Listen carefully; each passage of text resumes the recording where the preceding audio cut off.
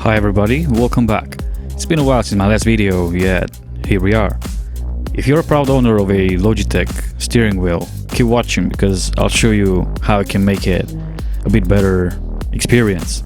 Now I'll also include the settings I'm using in Forza Horizon 5. Now maybe the first question is, why would you want to change?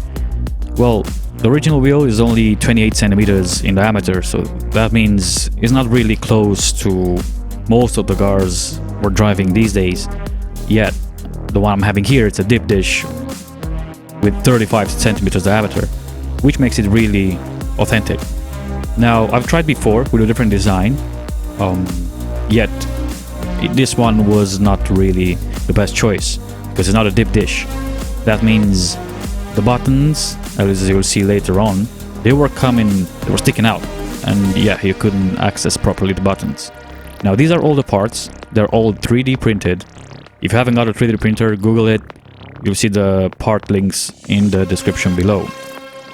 Now in terms of the design, the parts in the middle, they're not mine, so I've picked them up for free over Google, and they do the job perfectly.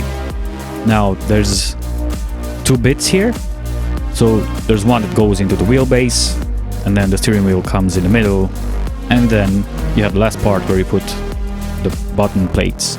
Again, you'll see that a bit later on.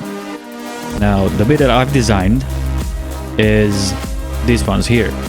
Now it had to be two parts, and I'll explain later, but this bit here is exactly the same size as the original paddles, and the original paddles will mount here.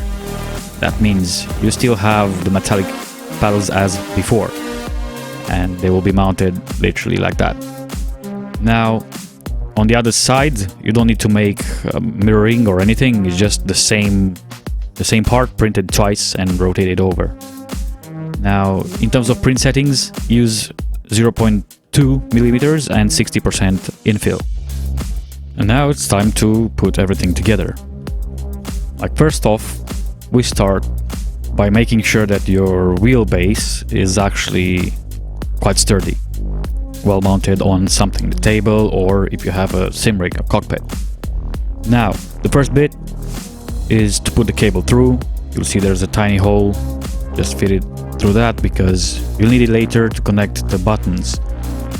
Make sure you push in quite well, because of 3D printing you might have some artifacts that will make it a bit more difficult. After that, put the 3 screws in. The next bit is attaching the steering wheel. Now you'll see you have exactly the same holes. Make sure you try to keep the steering wheel pointing straight, and then screw everything together. You'll have 6 screws. Usually they come with the wheel, so try to use those ones. Now it's time for the pedal shift mount. So this part kind of hugs the steering wheel arm.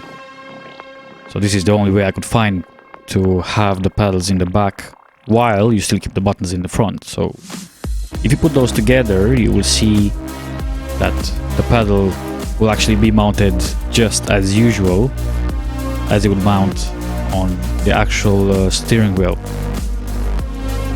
So yeah, put the two parts together, and then you come back with the base plate. So this one is the one that holds the two paddle shift mounts. There's 2 tiny screw holes, and you'll just have to put 4 screws in for both paddles. Now the way they go in, you might need to make a little bit of room because the plastic is a bit thicker than the actual plates, but this does not disturb the actual functionality, and you will see the click will still work as supposed. After you've fitted them in, make sure you use the 4 screws mentioned earlier and tighten them, not very hard because they're plastic, so you don't want to damage the actual material. But then test them, and if it feels right, then you're good to go. Now the next bit is to actually put the screws of the wheelbase in. So this is what keeps everything quite sturdy and everything together. And maybe as you can tell, I broke a world record for the fastest screwing Anyways, getting back to it. Once you've mounted the back plate for the buttons, you have to come with the front plate. So this is the one that has the connector of the cable you've just pulled through all these pieces. Make sure you're using the right way when you connect it to the connector, not to break any pins or anything. And before we start mounting it properly, give it a good push and then test out the pedals to see if they click or not. But again, make sure you're pushing the bit quite hard, because without doing that, it's not gonna click. And the last bit is to put the front circle, front disc, maybe call it like that. Again, it has 6 screws. These are all separate. Put them all in. Again, don't screw it very tight. It won't help, actually. As soon as the button plate is well in place and the pedal shifts are clicking, that's all good. And yeah, if you've reached so far, well, congrats, you've done it very nicely. And as promised, these are the settings for Forza Horizon 5. Now, why I'm sharing these settings, because some of you have asked for them, and they will help you to easily drift around. The only part you're actually interested in is this one highlighted, and basically just copy everything as you can see it here. If you find it a bit too tight, make sure you can adjust the bits to your own liking, but yeah, this is what it works.